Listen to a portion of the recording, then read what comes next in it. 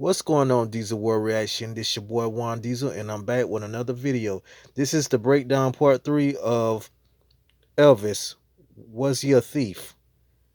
Let's get started. Don't forget to subscribe to the channel.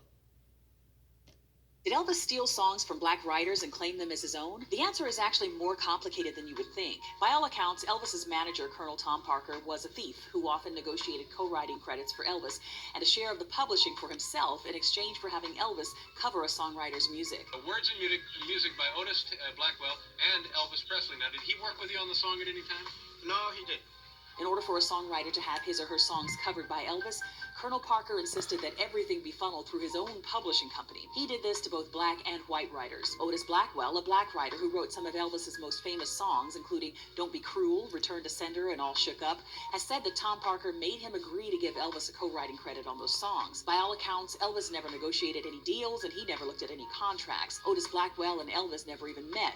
No, I never met Elvis. Court records show that Colonel Parker eventually took 50% of everything Elvis made. He even went so far as to negotiate power of attorney so that Elvis had absolutely no control over his own estate. In 1965, Colonel Tom Parker actually made $300,000 more than Elvis did. So Otis Blackwell and the other writers were paid, just not as much as they should have been. Unfortunately, this was a very common practice back then. The Colonel mismanaged things so horribly that it turns out he never even registered Elvis's songs with a performance rights organization, the company that would have been responsible for paying Elvis's royalties. So Elvis probably never made any money off of all those songwriting credits in the end. And here's a little trivia for you. Elvis was actually Dolly Parton's first choice to sing I Will Always Love You, the song that ended up being Whitney Houston's biggest hit. Elvis really wanted to do it, but when Dolly found out the Colonel would only allow it if she would give him, the Colonel, half of her publishing rights, she refused. She said she cried her eyes out, but she knew she made the right decision. In 1973, Colonel Parker negotiated to sell all of the rights to Elvis's songs to RCA Records for $5.4 million. Colonel Parker got 50% of that deal too. Today, Elvis's estate makes nothing from anything he did before 1973. In short, for all of the appropriating he did and for all of the money he made, Elvis himself was kind of screwed over by the industry. He was known to be very generous and gave friends and strangers Cadillacs and all sorts of things he couldn't afford. He could have very well ended up destitute like a lot of other artists had he not been such a money-making juggernaut. If he was running low on funds, he would just call up Colonel Parker and arrange for another tour, another movie, or another album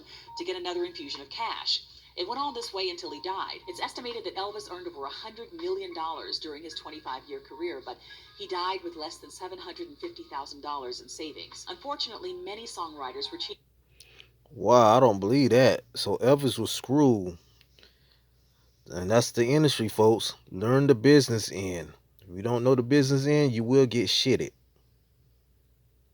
Out of royalties for music they made for a lot of artists. The music business was and is a shady a industry lot of full of writers crooks looking to exploit got talented fucked people over. for their own gain. Elvis can definitely be accused of failing to shine a bright enough light on those black artists whose style he copied. But when it comes to outright theft, there are some folks who committed atrocities that far outweigh any sins Elvis ever committed. Wait till I tell you what these guys did. My name is Dara Tucker, and I put out an album this year of social justice music called Dreams of Waking.